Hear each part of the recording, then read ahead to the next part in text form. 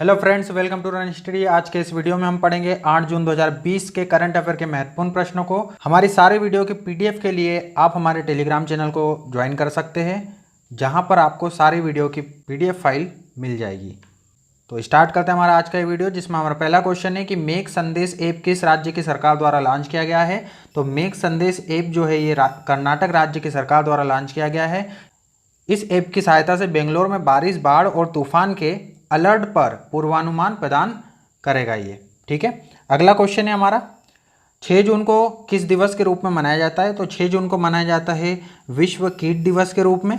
ठीक है, किस दिवस में के रूप में मनाया जाता है? विश्व कीट दिवस के रूप में मनाया जाता है। और यदि हम बात करें विश्व पर्यावरण दिवस, तो ये मनाया जाता है 5 जून को प्रतिवर्ष। और इस वर्ष 2020 की जो थीम थी इसकी, वो थी प्रकृति और समय।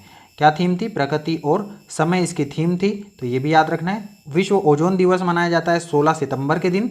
और विश्व शिक्षक दिवस मनाया जाता है, ये मनाया जाता है 5 अक्टूबर को। ठीक है, यदि विश्व शिक्षक दिवस बोले तो 5 अक्टूबर, और यदि बोले शिक्षक दिवस की बात करें हमारे देश का जो होता है वो होता है 5 सितंबर को। ठीक है, अगला क्वेश्चन है हमारा 2012 से 2019 समयावधि के बीच भारत में कुल कितने बाघों की मृत्यु हो गई है। तो 2012 से 2019 के बीच टोटल बाघों की मृत्यु हुई है 750, जिसमें सबसे ज़्यादा जो मृत्यु हुई है वो हुई है मध्य प्रदेश में, जो कि है 173। 173 बाघों की मृत्यु अकेले मध्य प्रदेश में हुई है। और कमेंट बॉक्स में आप क्वेश्चन का जवाब दीजिए कि प्रोजेक्ट टाइगर की शुरुआत कब की गई थी। ठीक है, ये बताना है आपको प्रोजेक्ट टाइगर की शुरुआत कब की गई थी। अगला क्वेश्चन है हमारा फेसबुक जियो में कुल कितने प्रतिशत की हिस्सेदारी खरीदेगा, प्राप्त करेगा। तो फेसबुक ने अभी हाल ही में डील की है जिसमें उसे जियो की टोटल 9.9% 9.9% की हिस्सेदारी प्राप्त होने वाली है। ठीक है, अगला क्वेश्चन है हमारा डाइट क्लब लाभों को बढ़ावा देने के लिए ल्यूक कांटिनो ने अपनी नई किताब किस नाम से प्रकाशित की है। तो ल्यूक कांटिनो की एक नई बुक अभी हाल ही में लॉन्च की है उन्होंने, the dry fasting miracle from deprive to thrive. ये जो सेकंड नंबर पे लिखा है the dry fasting miracle from deprive to thrive, ये बुक जो है ये लॉन्च की है ल्यूक कांटिनो ने डाइट क्लब के लाभों को बढ़ावा देने के लिए। ठीक है, अगला क्वेश्चन है हमारा किस राज्य ने समझौता ज्ञापन निगरानी प्रणाली शुरू की है। तो यह की है उत्तर प्रदेश सरकार ने। यदि बात करें उत्तर प्रदेश की, तो वहाँ का राजकीय पशु है बारहसिंगा, राजकीय पक्षी है सर्सकेन, और राष्ट्रीय उद्यान एक याद रखना है दुधवा राष्ट्रीय उद्यान। और बांध की यदि बात करें तो बांध है यहाँ पर गोविंद वल्लभ पंत सागर बांध, जो कि रिहंद नदी पे बना हुआ है। ठीक है, ये सारी बातें आपको याद होना चाहिए। उत्तर प्रदेश की राजधानी है लखनऊ। ठीक है, अगला क्वेश्चन है हमारा किसे world entrepreneur of the year 2020 का नाम दिया गया है। तो यह दिया गया है किरण मजूमदार को, और यह पुरस्कार प्राप्त करने वाली पहली भारतीय महिला है, और कुल 3 भारतीयों को यह पुरस्कार अभी तक दिया गया है। ठीक है, यदि हम बात करें अनीता कोटवानी की, तो यह कैरेट इंडिया की नई CEO बनी है हाल ही में, तो ये भी याद रखना है, इंपॉर्टेंट क्वेश्चन है ये। ठीक है, अगला क्वेश्चन है हमारा अपनी अगली बार से बैठक में द ग्रेट रिसेट की विषय वस्तु के साथ एक नया ट्विन समिट प्रारूप कौन सा संगठन अपनाएगा। तो यह अपनाएगा WEF वर्ल्ड इकोनॉमिक फोरम, जिसका हेडक्वार्टर है कोलोन स्विट्जरलैंड में। यदि हम बात करें WTO की, तो वर्ल्ड ट्रेड ऑर्गेनाइजेशन इसका फुल फॉर्म होता है, हेडक्वार्टर है जिनेवा स्विट्जरलैंड में। और कुल मेंबर कंट्रीज की बात करें तो 164 इसके कुल मेंबर कंट्रीज है। ठीक है, यदि हम बात करें यूनिसेफ की, तो यूनिसेफ का फुल फॉर्म होता है united nation children fund. Headquarter की बात करें तो न्यूयॉर्क सिटी में इसका हेडक्वार्टर है, और 11 दिसंबर 1946 को इसकी स्थापना की गई थी।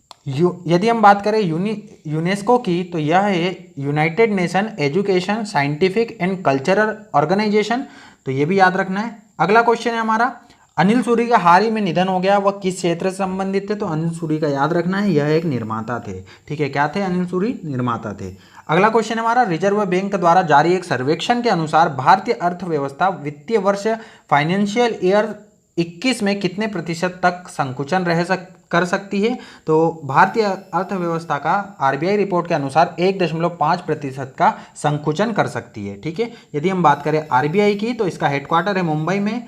इसकी स्थापना हुई थी 1935 में, जब इसका जो हेडक्वार्टर हुआ करता था वो कोलकाता हुआ करता था। 1937 के बाद इसका जो हेडक्वार्टर है वह मुंबई हो गया है, ठीक है। और यदि हम बात करें कि राष्ट्रीयकरण की, तो इस बैंक का राष्ट्रीयकरण हुआ था 1 अप्रैल 1949 को और ये भारत का केंद्रीय बैंक बन गया था। और यदि इसके गवर्नर की बात करें तो शक्तिकांत दास आरबीआई के अभी फिलहाल के गवर्नर है, ठीक है। अगला क्वेश्चन है हमारा, सेबी ने अपनी कमोडिटी डेरिवेटिव सलाहकार समिति का फिर से गठन किया है। इस समिति में कुल कितने सदस्य होते हैं? तो इस समिति में कुल होते हैं 17 सदस्य। कमोडिटी डेरिवेटिव सलाहकार समिति, इसमें कुल कितने सदस्य होते हैं? 17 सदस्य होते हैं। यदि हम बात करें सेबी की, तो इसका फुल फॉर्म होता है securities and exchange board of India. Full form पूछा जाता है तो याद रखना है, सेबी का फुल फॉर्म होता है securities and exchange board of India. इसकी स्थापना हुई थी 11 अप्रैल 1992 को और हेडक्वार्टर इसका मुंबई में, और इसके जो अध्यक्ष है वह है अजय त्यागी, ठीक है। ये भी याद रखना है, चेयरमैन है अजय त्यागी, ठीक है। अगला क्वेश्चन है हमारा, 12 मई 2020 में वेद मारवाहा का निधन हो गया। निम्नलिखित में से कौन सी पुस्तक उनके द्वारा लिखी गई थी? तो वेद मारवाहा के द्वारा जो बुक लिखी गई थी उसका नाम है uncivil war pathology of terrorism in India, ठीक है। ये इंपॉर्टेंट क्वेश्चन है तो ये भी याद रखना है कि वेद मारवाहा द्वारा जो लिखी गई बुक थी वो थी uncivil war pathology of terrorism in India, ठीक है। अगला क्वेश्चन है हमारा, किस भारतीय गीतकार को प्रसिद्ध रिचर्ड डॉकिंस अवार्ड से सम्मानित किया गया है? तो रिचर्ड डॉकिंस अवार्ड से सम्मानित किया गया है जावेद अख्तर को। यह जो पुरस्कार है यह धर्मनिरपेक्षता के लिए दिया जाता है, तो ये भी याद रखना है, धर्मनिरपेक्षता के क्षेत्र में यह पुरस्कार दिया जाता है, ठीक है। तो यह पुरस्कार किसे मिला? जावेद अख्तर को मिला और यह पुरस्कार पाने वाले ये पहले भारतीय है, इसलिए ये क्वेश्चन इंपॉर्टेंट हो जाता है, ठीक है। तो ये था आपका आज का करंट अफेयर का वीडियो। उम्मीद करता हूँ कि ये वीडियो आपके लिए लाभदायक होगा। इसी प्रकार के वीडियो के लिए यदि आपने चैनल को सब्सक्राइब नहीं किया तो चैनल को सब्सक्राइब करें और साथ ही साथ बेल आइकन को भी दबा दें ताकि आपको आने वाली वीडियो की नोटिफिकेशन मिल सके। मिलते हैं इसी प्रकार के अगले वीडियो में, तब तक के लिए goodbye and thank you.